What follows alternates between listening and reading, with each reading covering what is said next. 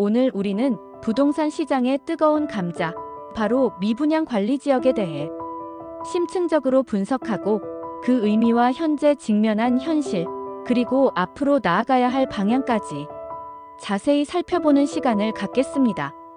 최근 심상치 않은 부동산 시장의 분위기 속에서 미분양이라는 단어는 우리에게 낯설지 않습니다. 특히 분양이 제대로 이루어지지 않아 텅 빈 아파트 단지의 모습은 언론을 통해 심심찮게 보도되며 많은 이들의 우려를 자아내고 있습니다. 이러한 상황 속에서 미분양 관리 지역이라는 제도는 마치 위기에 처한 시장을 지키는 최후의 보루와 같은 역할을 수행합니다. 그렇다면 이 미분양 관리 지역이란 과연 무엇일까요? 쉽게 말해 주택도시보증공사, 우리에게는 친숙한 이름인 허그가 지정하는 특별관리구역을 의미합니다. 특정 지역에 일정 수준 이상의 미분양 주택이 쌓여 시장의 불안정성이 커지거나 앞으로 과도한 주택 공급으로 인해 심각한 미분양 사태가 우려될 때 허그는 해당 지역을 미분양 관리 지역으로 지정하여 선제적인 시장 안정화 조치를 시행하는 것입니다. 이 제도가 처음 세상에 나온 이유는 명확합니다. 마치 병이 들기 전에 미리 예방 주사를 맞는 것처럼 분양이 저조한 지역에 무분별하게 새로운 아파트 건설이 계속된다면 결국 쌓여가는 미분양 주택은 지역 경제 전체를 짓누르고 나아가 주택시장 전체의 불안정성을 증폭시키는 악순환을 초래할 수 있습니다.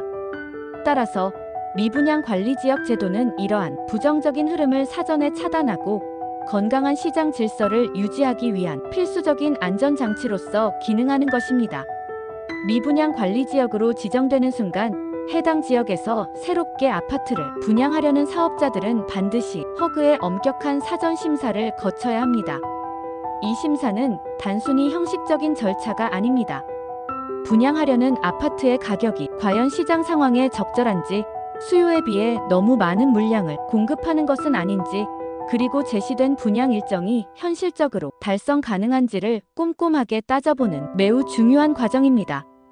이러한 철저한 심사를 통해 불필요하거나 과도한 공급을 제한하고 궁극적으로 시장의 수요와 공급 사이의 균형을 맞추는 것이 바로 미분양 관리 지역 제도의 핵심적인 목표입니다. 하지만 현재 우리나라의 미분양 시장 상황은 그리 녹록지 않습니다. 2025년 2월을 기준으로 전국적으로 준공 후에도 팔리지 않고 남아있는 미분양 주택은 무려 2만 3천여 가구를 넘어섰습니다. 이는 통계 작성이 시작된 이래 가장 높은 수치로 최근 몇 년간 이어진 금리 인상과 경기 둔화, 그리고 전반적인 부동산 시장의 침체라는 복합적인 요인이 작용한 결과라고 분석할 수 있습니다. 높아진 대출 금리에 부담을 느낀 실수요자들의 구매 심리가 위축되고 불확실한 경제 상황에 대한 우려로 투자를 망설이는 분위기가 확산되면서 미분양 물량이 눈덩이처럼 불어나고 있는 것입니다. 그런데 놀라운 사실은 이렇게 전국적으로 미분양 물량이 심각한 수준임에도 불구하고 현재 미분양 관리 지역으로 지정된 곳은 전국을 통틀어 단 5곳에 불과하다는 점입니다. 경기도 평택과 이천, 강원도 속초, 전라남도 광양, 그리고 경상북도 경주 등이 그 대표적인 사례입니다. 이는 마치 빙산의 일각과 같은 모습으로 전체 미분양 문제의 심각성에 비해 너무나도 적은 지역만이 관리의 사각지대에서 벗어나지 못하고 있다는 비판이 끊임없이 제기되고 있습니다. 그렇다면 왜 이러한 괴리가 발생하는 것일까요? 그 이유는 바로 현재의 미분양 관리 지역 선정 기준에 있습니다. 2023년 2월 허그는 미분양 관리 지역 지정 기준을 이전보다 훨씬 더 엄격하게 강화했습니다.